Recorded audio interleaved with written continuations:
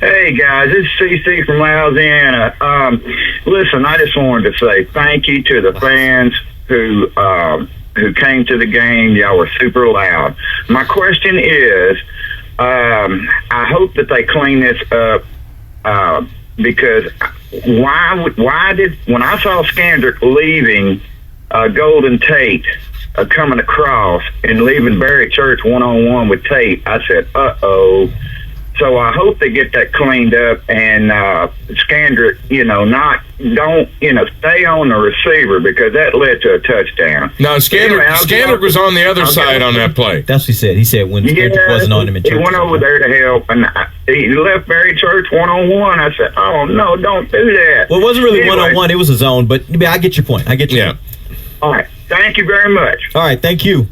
Well, I thought he meant that Scandrick had him and left him for Church. Scandrick was never on. Right, he was never on him. He lined up on the opposite side. Yeah, which is a little confusing. Well, but I think sometimes they do. They like to run. I don't still get it why they run much zone, but I guess you got to do everything a little bit so that you never get pegged one way. This is the frustration I have with how this defense uses Scandrick.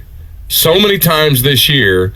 You would think that Scandrick would be on a guy. That guy's going to beat you, and then they go to Scandrick on in the rest of the game. Right. Once they get beat, then they're like, okay, yeah. I got to do it. I don't understand why they. Now we were under the understanding that Scandrick was going to be on Tate in this game, and then Carr was going to get help over the top on Calvin.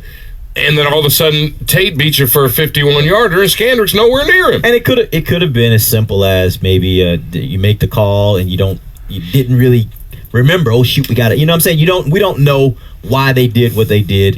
We don't know if it was a miss, if it was a botch play by a player. We don't know exactly why it happened. We just know the result was he was on the opposite side and it was a touchdown. I love Scandrick. He got juked by Reggie on the touchdown. It's the second touchdown that he's given up this entire year, and he claimed it in the locker room immediately. Said I missed the tackle. Yeah, I missed that tackle. I cannot miss that tackle. And Bush made a fool out of him there. Yeah. But it's only the second touchdown he's given up. Going up against Green Bay, I don't change.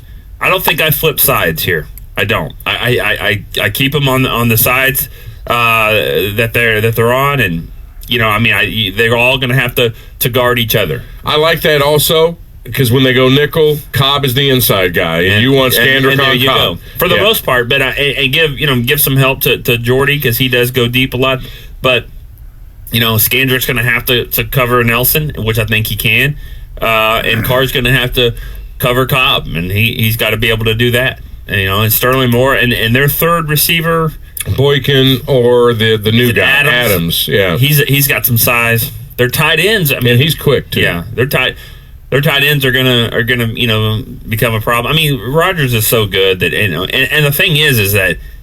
He'll run on you now too. So I don't know. He hadn't been in practice yet this week with that. Well, they say he won't practice until Thursday. We'll see what happens when he gets out there on Thursday. But he's going to play. He's going to play, but his running may be limited some. Maybe. I mean, it's amazing what those shots. But let me tell you something. When you got a gun like him, leave the legs out of it. I mean, that guy. Be good. Yeah. Bazooka. All right, let's squeeze in one more email.